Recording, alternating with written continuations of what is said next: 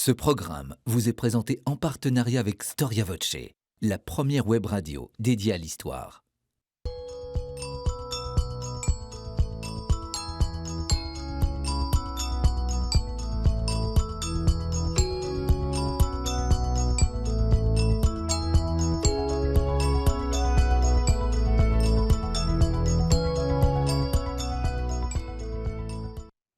Chers auditeurs, chers téléspectateurs, bonjour, merci pour votre fidélité à votre émission Au risque de l'histoire et bienvenue sur notre plateau. Je suis très heureux de vous y retrouver. Alors, de tous les clichés du Moyen-Âge, un des plus tenaces est sans nul doute celui de la condition féminine. Nous avons tous en tête l'idée que les femmes étaient à l'époque médiévale des êtres inférieurs. D'ailleurs, n'est-ce pas au cours du concile de Mâcon au VIe siècle que les pères ont précisément débattu sur l'existence de l'âme chez la femme pécheresse, la femme fille d'Ève qui a mordu la pomme et a entraîné l'homme dans sa chute. Eh bien, je vous propose aujourd'hui de sortir de ces schémas simplistes, de ces schémas binaires et de comprendre comment la femme était considérée dans la société chrétienne du Moyen-Âge. Que disent tout d'abord les textes médiévaux? Reflètent-ils la réalité de la société? La femme était-elle cantonnée à un univers privé et non public? Quelle est la place des femmes dans l'Église médiévale? Quelle est aussi la place des saintes du passé, mais aussi du présent? C'est ce que je vais voir avec deux femmes, Julie Pilorget et Michèle Boubenitschek. Michèle Boubenitschek, bonjour. Bonjour Christophe Viquet. Merci d'avoir répondu à notre invitation. C'est un honneur que de vous avoir sur notre plateau. Vous êtes professeure des universités et directrice de la prestigieuse École des Chartes. Alors, votre actualité littéraire et cet ouvrage consacré aux doléances, les doléances, la plainte politique, voie de régulation des rapports gouvernés-gouvernants, XIIIe siècle, XVIIIe siècle, un livre paru donc dans le cadre des éditions de l'École des Chartes. Il s'agit d'un livre que nous avons traité sur chez notre partenaire Storia Voce. Si vous voulez écouter l'émission, chers auditeurs, eh bien, je vous y renvoie. Julie Pilorget, bonjour. Bonjour. Merci d'être venue, d'avoir répondu à notre invitation. Vous êtes historienne et également enseignante à Sciences Po, spécialiste notamment de la condition féminine à l'époque médiévale. Votre actualité littéraire, eh bien, c'est votre thèse qui va être publiée, intitulée « Des femmes dans la ville ». Elle va être disponible chez Garnier. À l'heure où nous enregistrons cette émission, elle est quasiment sous presse. Je me permets de donner aussi deux références. Les Parisiennes des femmes dans la ville, Moyen-Âge, XVIIIe siècle, un livre publié par les presses universitaires d'Artois. C'est une coédition avec d'autres historiens, Jeanne Chiron, Nathalie Grande, etc. Et puis aussi un très bel ouvrage qui s'intitule « Créer », créateur, création, créature au Moyen-Âge, un ouvrage paru aux presses universitaires de la Sorbonne qui montre au fond l'inventivité qui existait au Moyen-Âge, là aussi, contrairement aux idées reçues, une couverture absolument magnifique. Alors, je me tourne vers vous, Michèle Boubenitschek. Au début d'un de ses ouvrages consacrés à la femme, l'historien Jean Verdon fait un double constat. D'un côté, il souligne que les textes médiévaux font effectivement de la femme un être inférieur, que, disons-le, beaucoup de textes sont misogynes, mais qu'il y a bien d'autres textes qui font de la femme l'égale de l'homme. Il existe une ambivalence dans le monde médiéval. Comment expliquer, comment dénouer cette ambivalence ? Alors je crois déjà, par rapport à la question des sources, qu'il faut peut-être partir du principe rappeler à ceux qui nous écoutent que le Moyen-Âge c'est une très longue période, donc 1000 ans d'histoire, 500 ans, de 500 à 1500, et que cette vision des femmes chez les auteurs, qu'ils soient laïques, ecclésiastiques, elle est, je dirais, plurielle en fonction en fait de la période, des différentes phases, si j'ose dire, de la période, dans ce qu'on appelle le Haut Moyen-Âge, donc qui est une période de transition entre l'Antiquité et le cœur de la période médiévale.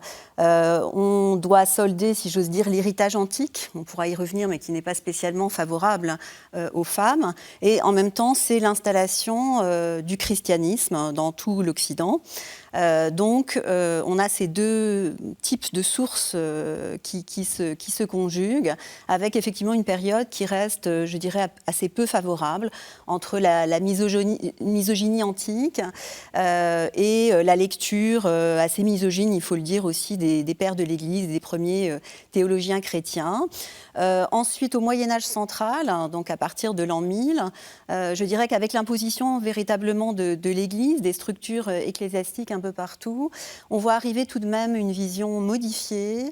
Là encore, il y aurait beaucoup à dire entre l'instauration de la doctrine du sacrement du mariage unique et indissoluble, ce qu'on appelle le mariage chrétien, qui constitue véritablement une révolution, parce que ça rétablit une certaine égalité, une égalité certaine entre l'homme et la femme, du fait de ce sacrement, le développement du culte des saints, des saintes, en particulier le culte marial. Donc là, on a une période qui est beaucoup plus nuancée et l'émergence d'une pensée plus favorable.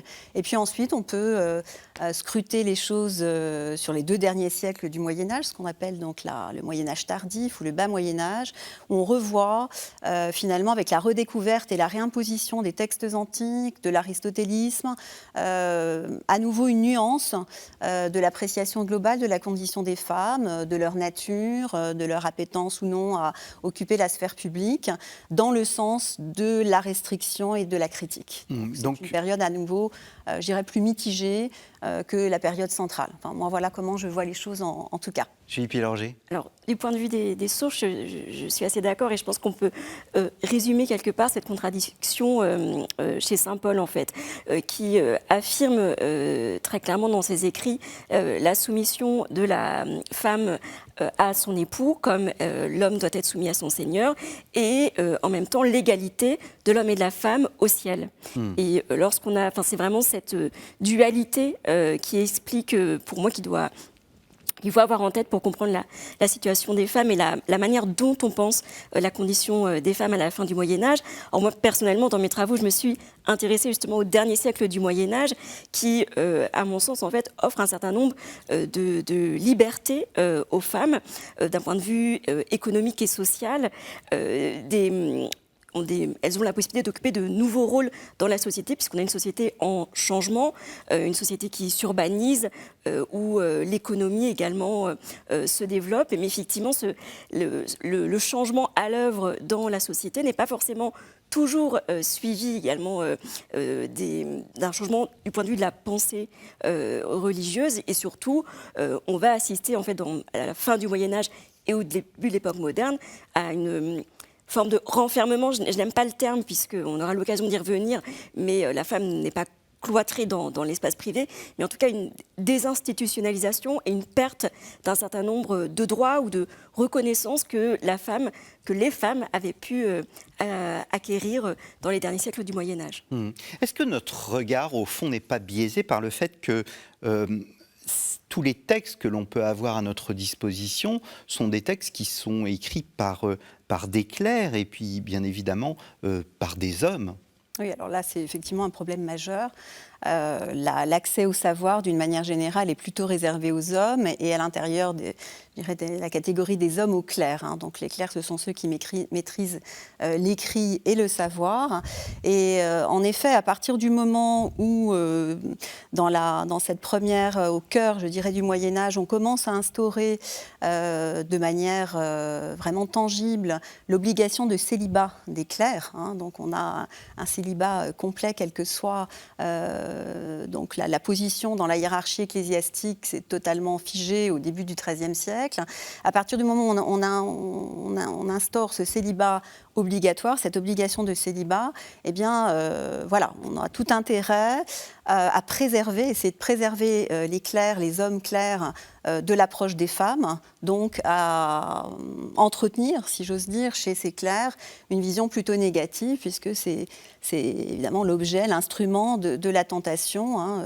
Vous avez cité tout à l'heure le fameux récit de la Genèse.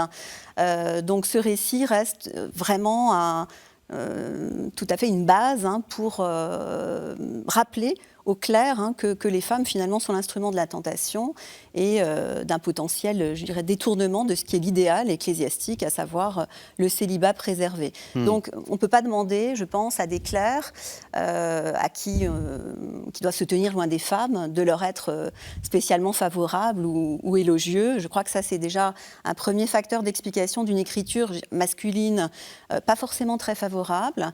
Et puis, effectivement, cette écriture féminine, alors il y a tout de même des exemples d'auteurs femmes au Moyen-Âge, ne serait-ce que de célèbres moniales, abbesses de monastères. On pourra revenir par exemple sur l'exemple d'Hildegard de Bingen, qui est quand même la grande théologienne du XIIe siècle, et auteure à la fois femme médecin, auteure de traités de théologie, que ses comparses moines consultaient sur des points de doctrine théologique extrêmement précis. On lui envoyait des listes de questions auxquelles elle était censée répondre, et elle le faisait. Et puis également, davantage vers la fin de la période, évidemment, le grand exemple d'écrivain femme laïque, considérée aussi comme la première écrivaine féministe, c'est Christine de Pisan. Donc là encore, un esprit érudit, tout à fait polyvalent dans ses thématiques d'écriture, et qui surtout prend position au tout début du XVe siècle dans la fameuse querelle du roman de la Rose, et qui prend vraiment la défense de ses consoeurs face à une réécriture, enfin à une continuation de ce roman d'abord chevaleresque et ensuite très antiféministe sur la fin du XIIIe siècle, et qui a un très grand succès à la fin de la période. Donc elle défend ses sœurs contre ce qui serait véritablement à nouveau vraiment des stéréotypes sur des femmes vaines, futiles, donc proie facile et à duper, en particulier pour les hommes. Julie Pilorget. Je ne pense pas que Christine de Pisan, personnellement, je suis assez sceptique par rapport au qualificatif de féministe pour Christine de Pisan. Je pense qu'il y a d'ailleurs le féminisme en tant que tel n'existe pas véritablement avant la Révolution française. Alors c'est vrai qu'on a eu tendance à classer donc, le féminisme par vague. La vague 1 étant la Révolution, la vague 2, le 19e, la vague 3. Et on a fait de Christine de Pisan la vague 0 du féminisme. Mais Christine de Pisan ne remet pas du tout en cause la position, la place des femmes au sein du couple, notamment patriarcal. Elle est en faveur d'une plus grande participation des femmes à la vie politique, publique de la cité. Mais pour moi, l'adjectif féministe est anachronique, en tout cas. Et ce qui est intéressant chez Christine de Pisan, c'est, dans La Cité des Dames, c'est aussi la distinction qu'elle effectue au sein de la société entre la femme paysanne, la femme aristocrate. Il faut bien avoir en tête qu'il n'y a pas la femme au Moyen-Âge, mais des femmes, et pour compléter ce que... Et des hommes aussi. Et des hommes, ce qu'on disait au début, par rapport aux sources et à l'évolution notamment de ces sources au fil du temps et de ces trois périodes du Moyen-Âge, on utilise aujourd'hui la notion notamment de régime de genre pour penser en fait le rôle des hommes et des femmes dans la société. La masculinité et la féminité sont des notion mouvantes, et être femme ou être homme n'est pas la même chose en Italie au XIVe qu'en Angleterre au VIe siècle avant Jésus, enfin au VIe. Donc il faut vraiment penser dans la pluralité la situation de ces femmes dans cette très longue période qu'est le Moyen-Âge. Michel Boubenichek, vous expliquez que, au fond, les textes s'inscrivaient dans un contexte bien particulier, ceux du XIIIe siècle, mais on pourrait reprendre aussi ceux du VIe siècle, ceux des pères de l'Église. Est-ce que ces textes n'étaient pas affaire, au fond, de pure discipline ecclésiastique? Est-ce que ces textes transpiraient, au fond, en dehors des monastères ou du monde purement ecclésial ? Oui, je pense. Il faut rappeler tout de même, je crois que tout le monde l'a à l'esprit, qu'on est dans une société éminemment chrétienne, très religieuse. Donc certes, il y a des lieux d'apprentissage de la vie religieuse, de formation, les écoles, universités, c'est très clérical. Mais ensuite, ces clercs sont, alors, sauf clôture monastique, ils sont en position d'agir et de s'exprimer dans la société. Ce sont des confesseurs, ce sont des prédicateurs. Donc ces théories ecclésiastiques, on les retrouve véritablement dans la vie quotidienne, ne serait-ce qu'à travers, par exemple, les sermons, les prédications. On voit transpirer certaines opinions. Je prendrai juste un exemple un peu misogyne qui me semble intéressant, y compris dans des sermons de la fin du Moyen-Âge, qui était de dire, finalement, de rappeler que le Christ savait ce qu'il faisait en apparaissant à la résurrection en premier lieu à Marie-Madeleine, parce que donc, il s'agissait d'une femme, et comme les femmes sont bavardes et qu'elles ne peuvent pas garder un secret, il était sûr, en apparaissant auprès de Marie-Madeleine, que la bonne nouvelle serait répandue extrêmement rapidement. Voilà, c'était un topos des sermons de la fin du Moyen-Âge. Donc évidemment, on retombe sur des stéréotypes bien connus, hein, la femme qui ne sait pas tenir sa langue, qu'on doit contrôler. Ce n'est pas pour rien qu'effectivement Saint Paul rappelle aux femmes que dans les assemblées, elles doivent se tenir au silence, voilà, et ne pas s'exprimer. Donc inversement, il y a vraiment la nécessité de ce contrôle des hommes sur les femmes, des clercs sur les femmes par rapport à la parole. Voilà, ça me semble un exemple à la fois intériorisé de stéréotypes très anciens, je dirais presque des invariants fondamentaux, et puis auquel on peut ajouter, si j'ose dire, la réinterprétation donc des premiers, des pères de l'Église, et puis ensuite je dirais la dissémination à travers une pensée très courante, qui est notamment celle diffusée dans la prédication. Alors pourtant, ce qu'on voit dans les textes, je me tourne vers vous, Julie Pierger, c'est que, alors là, je prends l'exemple de Saint Jérôme, mais c'est une constante dans les textes chrétiens. L'humanité est sortie par Ève, mais elle a été comme régénérée par Marie. On retrouve la même idée chez Saint Augustin. Par la femme, la mort, en l'occurrence Ève, et par la femme, Marie, la vie. Marie est omniprésente dans le monde médiéval. Elle est évidemment un exemple inatteignable, mais est-ce que ce personnage du Nouveau Testament, au fond, permet à la femme de bénéficier malgré tout d'une vision positive ? Oui, on retrouve l'opposition entre le Dieu quelque part qui punit de l'Ancien Testament et le Dieu miséricordieux du Nouveau Testament, et la possibilité justement pour la femme de se racheter au travers de la figure de Marie. Et je pense que ce n'est pas par hasard justement si quelque part le culte marial qui se développe à partir avec Cluny notamment, à partir du 10e, 11e siècle, mais de manière plus profonde dans la société du XIIIe siècle, ça correspond également à ce moment, je pense, où s'ouvrent de nouvelles possibilités pour les femmes, et notamment de nouvelles possibilités en termes de vie religieuse, puisqu'il ne faut pas oublier qu'il y avait très peu de possibilités pour les femmes au Moyen-Âge d'exercer leur vie, de consacrer leur vie, si ce n'est en dehors du mariage, de manière à ce qu'elle soit conforme avec les attendus de la chrétienté. Et donc il faut attendre le XIIe, XIIIe siècle pour que d'abord des modes de vie, on va dire, semi-religieuses avec les béguines apparaissent. Le renouveau des ordres monastiques amène également son lot de communautés féminines, je pense notamment à Fontevraud, mais c'est vraiment avec les ordres mendiants, puis finalement à l'époque moderne, que les possibilités pour les femmes d'avoir une place en religion se développent. Oui, ajouter Michel quelque chose, Bouvenitchek. Parce que c'est vrai qu'on a la figure un peu repoussoire d'Ève, qui est celle par laquelle le péché, la souffrance, la mort arrivent finalement dans l'existence des hommes. À l'autre extrémité, vous avez Marie, qui est effectivement cet idéal inaccessible, qui va être l'idéal de sainteté féminine maximale.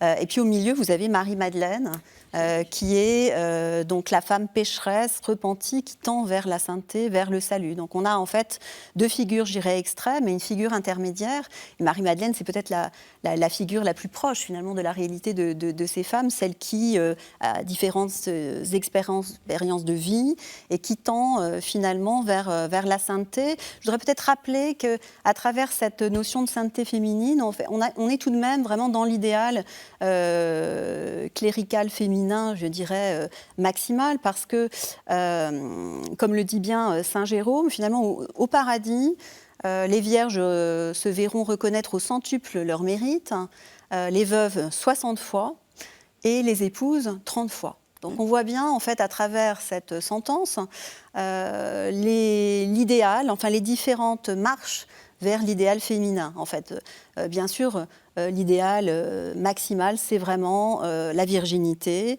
la condition d'épouse du Christ. Si on ne peut pas tendre vers cet idéal, eh bien, parce que, comme la plupart des femmes, on est confronté aux nécessités de la société, qui sont celles en particulier de la procréation, donc on passe par la case mariage. Mais ce qui permet de se rapprocher de l'état, je dirais, d'idéal, c'est une fois que l'on est veuve, qu'on a perdu son époux, eh bien de se rediriger vers la sainteté. On a cette espèce de modèle, nombreuses sont les veuves tout au long de la période médiévale, qui profitent, si j'ose dire, d'une manière générale d'ailleurs, le veuvage, en fait, c'est un moment de liberté. La phase qui permet de retrouver sa liberté, qu'elle soit, je dirais, politique, personnelle. Donc on a de très nombreux exemples en fait, de femmes veuves qui, après un mariage, parfois pas toujours très heureux, en fait reprennent le chemin de la religion en entrant, je pense par exemple à l'épouse de Clotaire, qui est rentrée au monastère donc Sainte-Radegonde, Sainte-Croix de Poitiers, après un mariage assez malheureux avec Clotaire. Voilà, des exemples comme ça, on peut en trouver beaucoup. Les récits d'ailleurs hagiographiques de vie de sainte en regorgent. Donc les saintes, c'est la sainte femme. C'est soit celle qui repousse un mariage dont elle n'a pas envie et qui veut se marier avec le Christ, soit celle qui, après une vie de souffrance auprès d'un époux maltraitant, eh bien, soit le quitte, soit profite effectivement du décès de l'époux pour rentrer en religion. Et puis, donc vous avez évidemment le dernier degré, donc c'est la vie maritale. Et j'aimerais insister sur le fait que tout de même, tous ces auteurs ecclésiastiques, puisque la condition, je dirais, la plus répandue tout de même, c'est celle d'épouse et de mère, développe toute une théorie de sainteté au quotidien, qui est celle de la bonne épouse, de la bonne mère de famille. Et en particulier par rapport à l'époux, la bonne épouse, c'est celle qui joue le rôle, alors on dit Christine de Pisan, ça rejoint cette répartition assez traditionnelle des sexes que vous évoquiez tout à l'heure, joue le rôle de conseillère spirituelle de son époux, voire l'amène à la conversion. Là aussi, les exemples sont multiples, de Clotilde, donc persuadant son époux Clovis de se faire baptiser. Donc à la mère de Saint-Augustin, Sainte Monique, enfin voilà, les exemples sont multiples. Voilà. Et donc voilà à peu près le panel des méthodes pour arriver à la sainteté quand on est une femme. L'idéal, évidemment, c'est la virginité consacrée à Dieu. Mais il existe aussi d'ailleurs beaucoup de sources favorables et qui vendent justement le rôle des femmes, puisqu'on évoquait des sources androcentriques écrites par des hommes pour des hommes qui défendent le point de vue des clercs. Là encore, dans le développement de l'écrit, et notamment de l'écrit laïque, à partir du XIIe, XIIIe siècle, on peut citer le Ménager de Paris, l'ouvrage du Chevalier de la Tourlandrie à ses filles, qu'on a plusieurs traités pédagogiques destinés justement aux femmes. Il y a également les sermons Ad Status de Jacques de Vitry qui rappellent le rôle de la femme, donc les devoirs de la femme mariée. Donc voilà, il y a aussi toute une littérature en faveur de ces femmes. Je citais tout à l'heure je ne le citais pas, je parlais du concile de Mâcon au VIe siècle.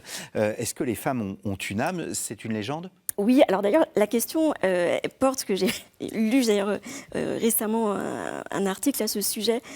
En fait, la question était plutôt d'ordre grammatical. Cela tient au fait qu'on utilisait en latin le terme homo indistinctement pour désigner finalement l'être humain.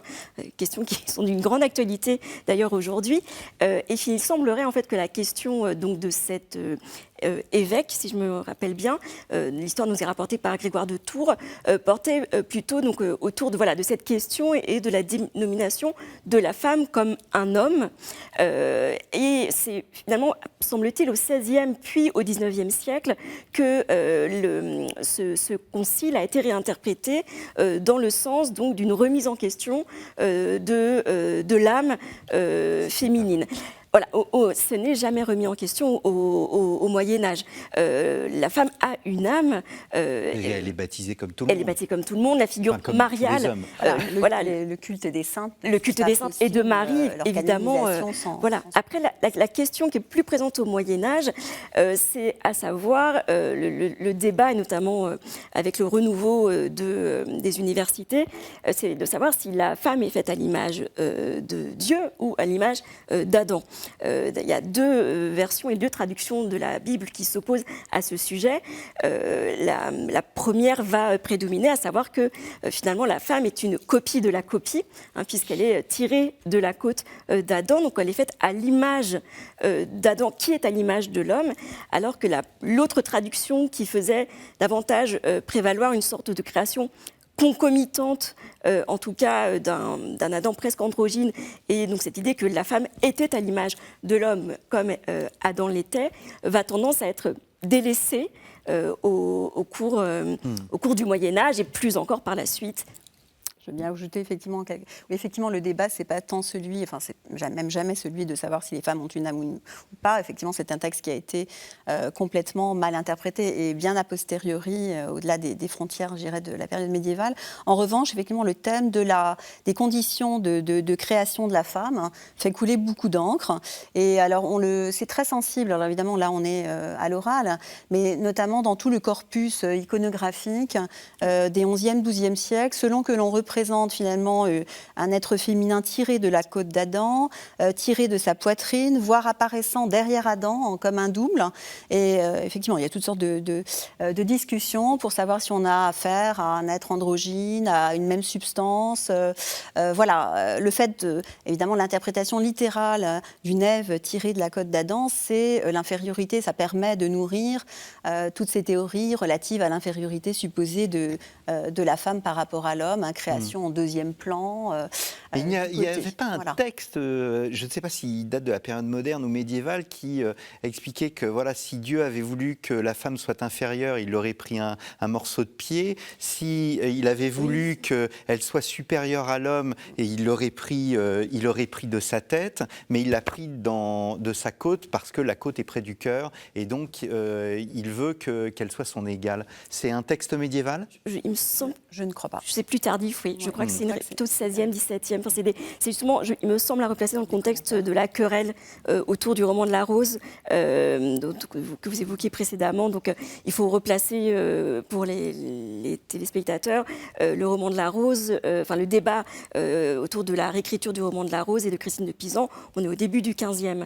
Et il va se poursuivre, en fait, tout au long du 16e et même début du 17e siècle. Et c'est là où on va ressortir, justement, on va relire et parfois déformer des écrits ou du passé.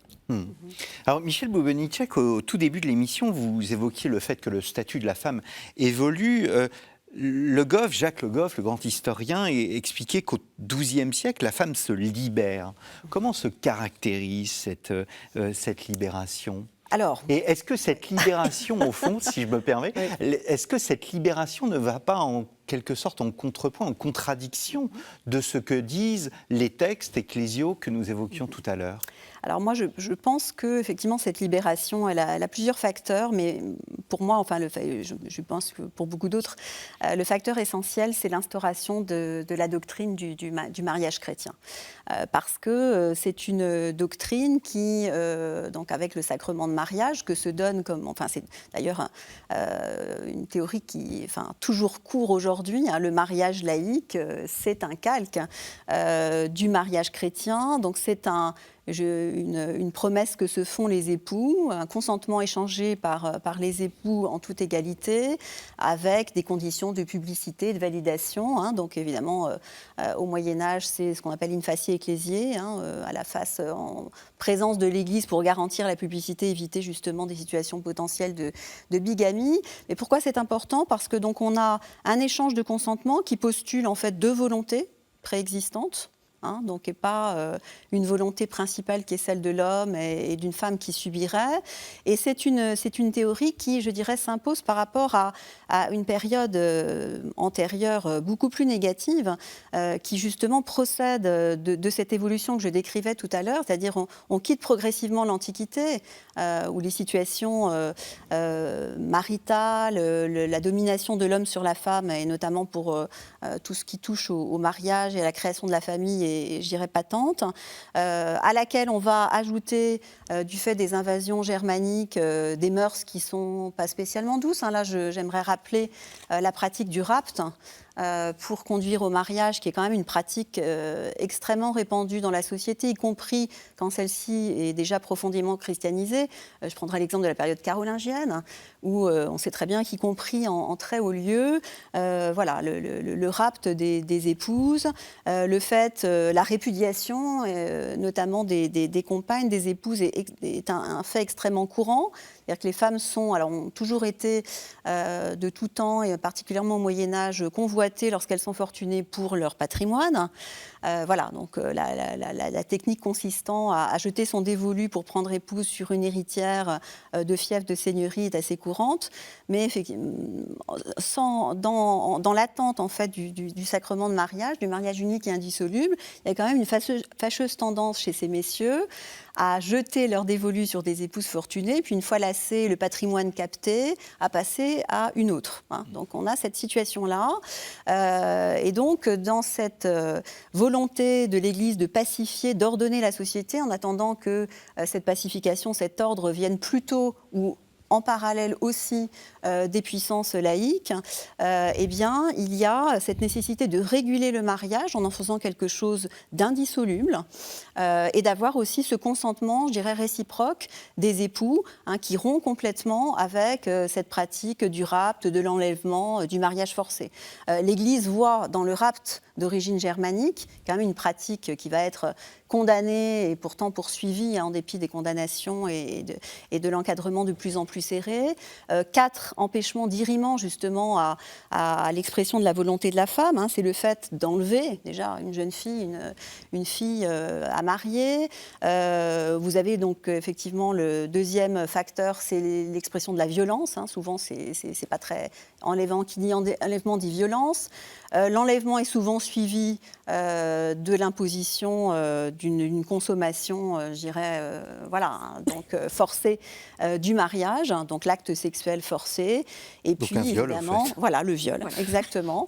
Et puis, donc, dans tout cela, évidemment, il n'y a pas de consentement. Et comme la doctrine du mariage chrétien repose sur l'échange des consentements, on a véritablement une condamnation totale du rapt. Donc, pour moi, je pense que, et pour d'autres, pas que pour moi, bien sûr, l'instauration du sacrement de mariage est véritablement à la fois un instrument de pacification de la société et une garantie incroyable pour les femmes par rapport à la situation qui pouvait être la leur avant cette instauration du mariage. Alors, les tribunaux d'église qu'on appelle les officialités vont fonctionner à plein régime pour garantir justement ce régime. Quand le mariage, alors c'est plusieurs phases. J'évoquais tout à l'heure le fait qu'on échange les consentements en public pour éviter effectivement de le faire plusieurs fois. Ça serait tout à fait dommageable. Où on a donc la phase qu'on appelle des fiançailles, donc on s'appelle échanger les paroles de futur, c'est-à-dire se promettre l'un à l'autre pour le futur. Et ensuite l'échange des consentements qui est définitif, qui fait que le mariage est scellé. C'est ce qu'on appelle les paroles de présent, les verba de presenti. Donc tout ça est très très codifié. Et l'Église veille à l'application de ces différentes phases. Les fiançailles peuvent être éventuellement rompues. Moi, je suis une spécialiste de l'histoire des femmes de pouvoir. J'ai beaucoup travaillé sur la question des fiançailles, notamment des petites filles, dans des contextes politiques très précis, en particulier pendant la guerre de 100 ans. Au gré des alliances, on promet une enfant de 5 ans au fils de son adversaire politique, et puis ensuite, donc, la petite fille est élevée du côté ennemi. Finalement, on change d'alliance, on vous renvoie la jeune femme, ou désormais un peu grandie. Voilà, donc c'est ce que Georges Duby appelait de manière très expressive, les femmes denrées du marché matrimonial. Voilà. Mais donc l'Église va veiller à l'application tout de même des règles, et en particulier les tribunaux d'officialité.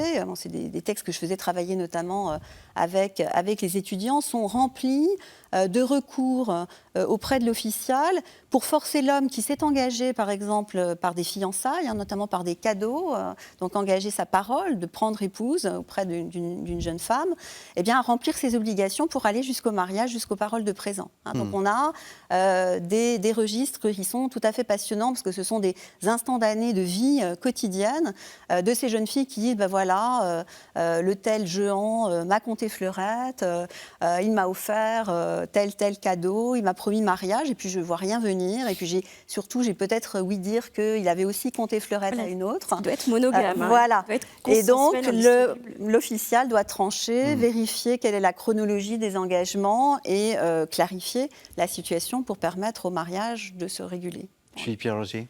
Alors, je suis évidemment tout à fait d'accord.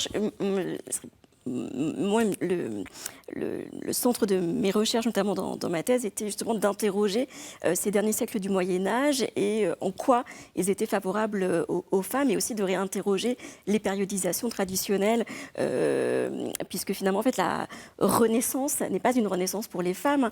Il y a ce célèbre article de John Kenny Gaddell de 1970 qui pose la question cruciale: Did women have a Renaissance? Est-ce que les femmes ont eu une Renaissance? Et Mary Wissner, cette fois une chercheuse allemande, plus de 20 ans plus tard, demandera Did women need the Renaissance? Est-ce que les femmes avaient besoin de la Renaissance? Effectivement, en fait, d'un point de vue d'histoire des femmes, la Renaissance est plutôt un moment de perte de droits, sous l'effet de plusieurs mouvements, et notamment en fait, de l'écrit du droit et la mise par écrit des coutumes, qui va notamment s'inspirer beaucoup du droit romain, qui, on l'a déjà dit, est une époque qui était plutôt défavorable aux femmes. La contre-réforme catholique qui va répondre à la réforme protestante va être également finalement assez dure pour les femmes. Et donc, voilà, je cherchais à comprendre pourquoi ces 13e, 14e, 15e siècles avaient offert davantage de possibilités aux femmes. Une des raisons, je pense, fondamentales, c'est effectivement le sacrement du mariage. Alors, c'est quelque chose qui se fait sur la durée, mais il est vrai que le Concile de Latran IV, en 1215, entérine vraiment le mariage comme un sacrement, enfin, définit la liste déjà des 7 sacrements, qui avant était fluctuante. Pierre Lombard en énonce 12 peu avant. Donc, il y a vraiment pour moi cet élément religieux donc de valorisation du mariage, qui s'accompagne aussi donc de la valorisation de la figure de Marie. Mais je pense aussi vraiment qu'il y a des éléments de société, comme je disais tout à l'heure, et notamment la Renaissance, le renouveau urbain, qui va permettre aux femmes d'exercer de nouveaux rôles, et qui va aussi remettre quelque part en cause cette bipartition de l'espace. C'est-à-dire que l'espace public est aussi un espace féminin. Exactement. En fait, dans la vie médiévale, l'espace public et l'espace privé sont intrinsèquement liés. Il ne faut pas oublier que le cœur de l'économie médiévale, c'est la maison-atelier, où l'artisan travaille. Généralement, les maisons médiévales sont sur deux niveaux, avec au bas l'atelier, et où on produit le pain, la marchandise, avec l'ouvroir, donc cette fenêtre qui ouvre et permet de vendre sur la rue. À l'étage, on a le niveau d'habitation, avec souvent une pièce commune où réside la famille. Et donc la femme, qu'elle soit associée à la production de la marchandise ou à sa vente, est intrinsèquement liée à la fois à l'espace qui est à la fois domestique et productif. En fait, on ne peut pas opposer, enfin ça n'a pas de sens en tout cas à la fin du Moyen-Âge, d'opposer un espace qui serait exclusivement masculin, productif et marchand, public, à un espace privé, féminin, domestique et reproductif, puisque voilà, les deux sont liés, et surtout l'essor du commerce, la naissance des corporations va dans un premier temps aussi prendre en compte la présence des femmes et l'apport qu'elles peuvent avoir pour l'économie médiévale. On estime que dans les villes du 12e, plutôt du 13e, 14e siècle, dans certaines villes, notamment au nord de l'Europe, on aurait en moyenne 110 femmes pour 90 hommes. Et je trouve qu'il ne faut pas oublier que les sociétés médiévales sont très pragmatiques et qu'on ne peut pas ignorer quelque part la moitié de la main-d'œuvre et de l'humanité qui est présente. Et donc, on voit notamment donc, les femmes accéder à certains statuts dans les corporations. On a même quelques corporations qui sont exclusivement féminines dans le milieu de la soierie, notamment à Rouen, Cologne et Paris. Certaines accèdent au statut de maîtresse. Et là, j'entends pas seulement la femme du maître, mais également, j'ai des attestations à Amiens, donc espace que j'ai étudié, d'hommes qui se mettent en apprentissage sous la direction de leurs femmes, et des femmes qui prennent également parfois leurs fils en apprentissage. Alors, il ne s'agit pas de parler d'égalité non plus, bien sûr, on reste dans un système patriarcale, ou en tout cas, donc, la femme doit obéissance à son mari. Voilà, il ne s'agit pas non plus de tout remettre en cause, mais on a aussi vraiment une reconnaissance notamment des femmes, et notamment aussi dans le domaine des soins. Les ravages de la peste noire vont... la femme est présente dans les hôpitaux, au fond. Voilà, et surtout les sages-femmes vont bénéficier d'une reconnaissance particulière. Elles ne travaillent pas forcément dans les hôpitaux. À l'époque, les hôpitaux, c'est plutôt des hospices. Oui, c'est très compliqué. Voilà, c'est encore un autre débat. On va faire une émission sur les hôpitaux à l'époque. Voilà, ça sera passionnant. Voilà. Mais pour dire très simplement, donc, le nouvel intérêt pour Marie s'accompagne aussi d'un nouvel intérêt pour la maternité et pour la figure de l'enfance. Et face donc, à cette mortalité qui fait des ravages en Occident, donc on va commissionner des femmes. D'ailleurs, sage-femme, c'est la femme qui a la science des femmes. Le terme est d'ailleurs utilisé comme tel. On reconnaît une science aux femmes. C'est écrit noir sur blanc dans notamment les textes que j'ai pu étudier pour la ville d'Amiens. Et elles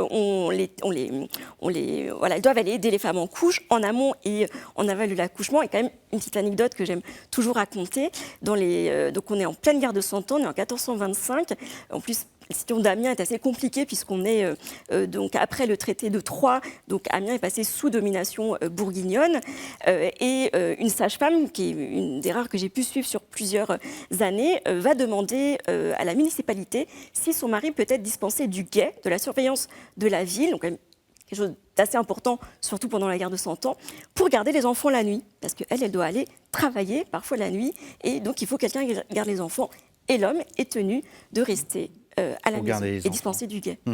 Je me tourne vers vous, parce que Michel Boubenitschek, parce que Julie Pilorget parlait de la science.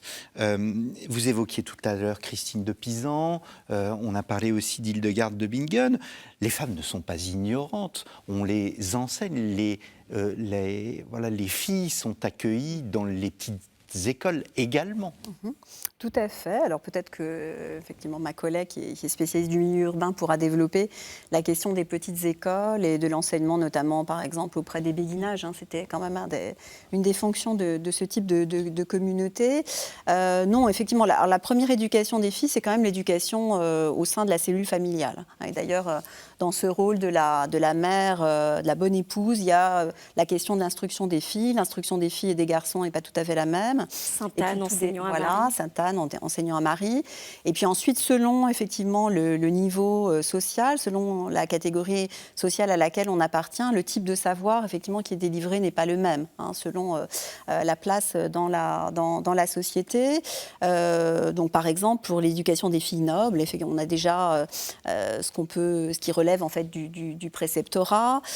Quand on destine une fille à la vie religieuse, la clôture monastique, c'est aussi un lieu d'éducation, donc pour les orphelines, pour les filles, pour les veuves aussi, ça peut l'être.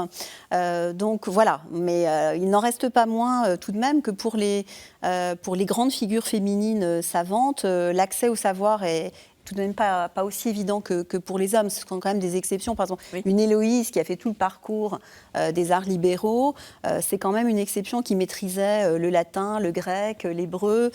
Voilà, on a quand même donc un milieu universitaire qui est un milieu, c'est l'Église, complètement masculin.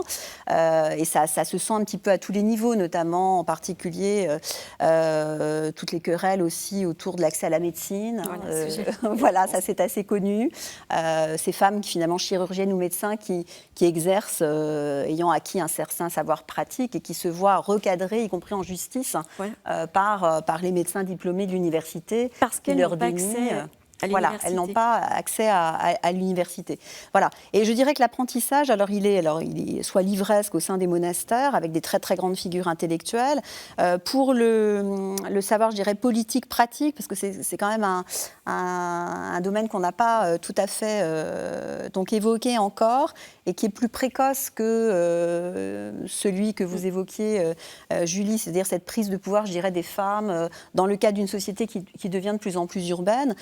Sur la totalité du Moyen-Âge, et en particulier à partir du Moyen-Âge central, il y a quand même des situations qui font que la femme se retrouve en situation de pouvoir, donc qu'elle soit laïque ou du domaine de l'Église. Et j'aimerais revenir à la fois sur, je dirais, la dame, donc le cas de la seigneurie laïque, et puis le cas de l'abbesse, en fait, de monastère, qui est aussi un cas de figure de pouvoir, cette fois-ci du côté ecclésiastique. Et on a là, en fait, deux figures tout à fait intéressantes.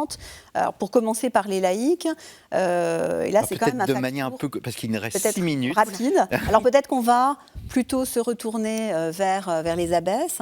Voilà, quelque chose sur lequel il faut vraiment insister, je pense, c'est le fait que la seigneurie au Moyen-Âge n'est pas seulement, on a du mal à le comprendre, pas seulement laïque. Quand on pense seigneurie, hiérarchie nobiliaire, on pense évidemment à une hiérarchie laïque. Mais toute l'Église est structurée autour de seigneuries ecclésiastiques. Et notamment les monastères eux-mêmes, les abbayes, sont détenteurs en fait de terres, de paysans, de serfs, de droits économiques. Quand on a une femme qui est à la tête d'un monastère, d'une abbaye, en fait, elle est seigneur de fief, comme un homme. Elle a les mêmes responsabilités, si j'ose dire, de chef d'entreprise. Responsabilité économique, exactement, politique. Économique, politique. Elle va négocier d'égal à égal avec l'évêque local, avec le seigneur laïque voisin. Ce sont des situations de pouvoir tout à fait extraordinaires, qui ont été d'ailleurs pas mal mises en valeur dans des travaux récents, et sur lesquels il faut vraiment insister. Le seul facteur de faiblesse pour ces fortes... ces figures féminines importantes. Vous citiez tout à l'heure, Julie, l'ordre de Fontevraud. On a quand même, j'aimerais revenir sur cette création donc, de Robert d'Arbrissel au tout début du XIIe siècle, en 1102, en fait, lorsque Robert d'Arbrissel fonde Fontevraud. C'est une abbaye double d'hommes et de femmes, et la chef, si j'ose dire, de l'ensemble, c'est l'abbesse. Donc c'est Pétronie de Chemillé, qui est la première abbesse, qui coiffe donc l'ensemble de l'ordre, du monastère, et ensuite tout l'ordre, ce qu'on appelle l'ordre fontevriste, jusqu'à sous l'Ancien Régime. C'est une abbesse qui tient en fait l'ensemble de la construction ecclésiastique avec un pouvoir incroyable. Le seul frein qui est constaté dans les sources, c'est le fait que, évidemment, les choses étant ce qu'elles sont, les femmes n'ont pas accès à la prêtrise. Donc, à l'intérieur du monastère, et quand même elles sont abbesses, elles dépendent des hommes pour la célébration des offices, pour la confession, pour l'administration des sacrements. Donc ça, c'est, je dirais, peut-être le point de faiblesse par rapport à cet extrême pouvoir qui est tout de même celui de femmes puissantes en position notamment de décision sur ces seigneuries ecclésiastiques, et en l'occurrence ces monastères et leurs territoires. J.P. Lorger. Pour compléter rapidement, effectivement, on peut aussi évoquer donc, le cas de quelques grandes seigneuresses, chevaleresses. D'ailleurs, Sophie Cassenbrouck a travaillé sur le cas des chevaleresses. On a quelques cas de femmes qui ont pris les armes. On connaît l'illustre cas de Jeanne d'Arc, mais aussi parfois des épouses de seigneurs, notamment Jeanne de Montfort, qui, en l'absence de leur mari, partis guerroyer, ont dû défendre le duché, les armes à la main. Oui, on a le cas de femmes qui exercent notamment comme régentes, comme lieutenants, qui ont un pouvoir fort. Sur la du point de vue de la population, c'est vrai que la question de la citoyenneté des femmes est très complexe. Alors, citoyenneté, le terme est anachronique et encore, puisqu'on parle de citoyens dans les sources de l'extrême fin du Moyen-Âge. Ce sont des bourgeoises qui peuvent participer aux assemblées d'habitants, mais effectivement, elles n'ont pas accès aux charges politiques. Les choses changent tout de même si elles sont veuves. On voit effectivement que l'accès au veuvage, outre les libertés en termes de vie religieuse que cela pouvait apporter, c'est aussi le cas dans l'économie et dans la représentation politique dont elles peuvent bénéficier au sein des espaces urbains. Un dernier mot, Michèle Bouvenitchek, pour clôturer cette émission. Non, écoutez, le sujet est très vaste. Et effectivement, sur 1000 ans d'histoire, il y avait sans doute beaucoup à dire, mais j'espère qu'on... Il faut retenir cette complexité, cette nuance. Exactement. Voilà, c'est ça. Je crois que c'est vraiment une longue période. Donc, et ce Moyen-Âge se termine, vous le disiez en citant les historiens allemands et anglais, sur le fait qu'il ouvre une période en soi de redécouverte du monde antique, et le monde antique n'est pas spécialement féminin. Juste très rapidement, la redécouverte du monde antique, elle commence au 12e, 13e. Donc c'est pas ça qui va justifier ce renfermement. C'est vraiment un faisceau de phénomènes. Et c'est vraiment, voilà, c'est aussi la mise par écrit du droit, la réflexion autour de la langue française, la contre-réforme catholique, mais aussi la chasse aux sorcières, parce que contrairement à ce qu'on pense, ce n'est pas un phénomène du Moyen-Âge, mais ça touche vraiment l'époque moderne. Eh bien, merci à toutes les deux d'être venues sur notre plateau Doléances, la plainte politique, voie de régulation des rapports gouvernés-gouvernants. C'est tout simplement un livre qui explique que la monarchie absolue avait des contre-pouvoirs, et vous l'expliquez très bien, Michèle Bouvenitchek, dans ce livre qui a été co-dirigé donc par vous et par François Foronda, aux éditions de l'École des Chartes. Je n'ai pas cité en début d'émission, votre thèse est disponible, Yolande de Flandre et non pas d'Aragon, chez le même éditeur, Les Parisiennes des femmes dans la ville, Moyen-Âge, 18e siècle, paru aux presses universitaires d'Artois, un ouvrage que vous avez co-dirigé, Julie Pilorget, autre ouvrage que vous avez dirigé, Créateur, création, créature au Moyen-Âge, paru aux presses universitaires, tout simplement, de la Sorbonne, un livre qui montre la richesse du Moyen-Âge. Et on termine sur la publication de votre thèse, donc sur les femmes dans la ville. Vous avez étudié les femmes dans la ville d'Amiens, publié chez Garnier. Et je termine en vous présentant l'ouvrage de Sophie Brouquet, qui reprend quelque peu les thèmes que nous avons traités aujourd'hui. La vie des femmes au Moyen-Âge, paru chez Ouest France, un ouvrage richement illustré, avec un texte très... C'est une bonne entrée en matière. C'est une très bonne entrée en matière. Nous vous le conseillons. Ces éditions Ouest France sont vraiment excellentes. Il me reste à vous remercier, chers téléspectateurs, chers auditeurs, pour votre fidélité. N'hésitez pas à aller sur ktotv.com dans la section Au risque de l'histoire, afin de retrouver toutes nos anciennes émissions. Et puis, si vous aimez l'histoire, rendez-vous chez notre partenaire storiavoce.com. Merci beaucoup, et je vous donne rendez-vous dans 2 semaines pour un nouveau numéro d'Au risque de l'histoire.